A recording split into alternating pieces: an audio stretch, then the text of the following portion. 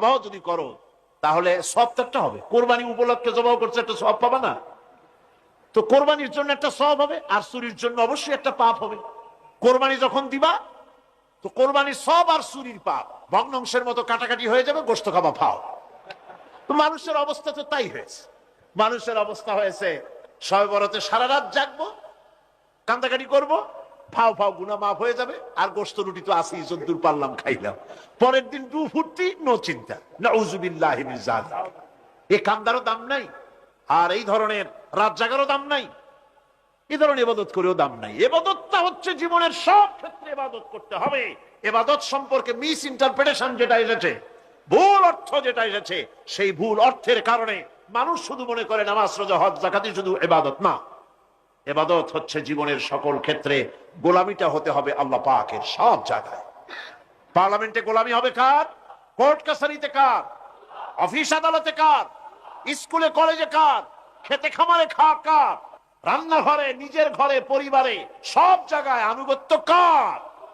কেবলমাত্র আল্লাহ সুবহানাহু ওয়া তাআলার হুকুম অনুযায়ী জীবন পালন করার নামই হচ্ছে ইবাদত। এই ইবাদত, নামাজ পড়ার নাম ইবাদত, নামাজ না পড়ার নামও ইবাদত। রোজা রাখার নাম ইবাদত, রোজা না রাখাও ইবাদত। এখন আপনারা বলতে পারেন যেটা ঠিক কি আশ্চর্য কথা শুনাইলেন, নামাজ পড়া তো ইবাদত, নামাজ না পড়া আবার কোন দেশে ইবাদত? রোজা রাখা তো ইবাদত, রোজা না রাখা কোন দেশে ইবাদত?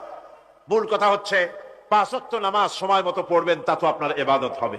কিন্তু সূর্য উদয়ের সময়, সূর্য ঠিক মাথার উপরে থাকার সময়, সূর্য ঠিক অস্তগামী হওয়ার সময় নামাজ পড়া জায়েজ নাই, সেজদা করা জায়েজ নাই, হারাম করা হয়েছে। সুতরাং এই 3 সময় নামাজ না পড়াটাই ইবাদত।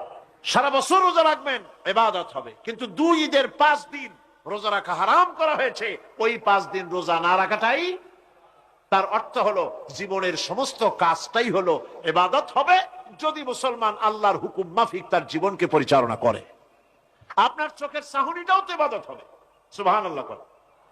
এই চোখ দিয়ে গুনাহ কামাই করা যাবে, আবার এই চোখ দিয়ে সওয়াব কামাই করা যাবে। যদি কোনো সন্তান তার মা বাপের দিকে ভক্তির নজরে, মহব্বতের নজরে যদি তাকায়, নবীজি বলেছেন একটা কবুল নফল হজের সওয়াব আমলনামায় লেখা যাবে। সাহাবীরা প্রশ্ন করেছেন, যদি কেউ 100 বার তাকায় তো কি হবে? নবীজি বলেছেন, আল্লাহ রাব্বুল আলামিনের নিয়ামতের ভান্ডার অফুরন্ত নিয়ামতের, সেখানে কোনো অভাব নাই। যদি কোনো বান্দা যদি তার মা বাপের দিকে দৈনিক 100 বার তাকায়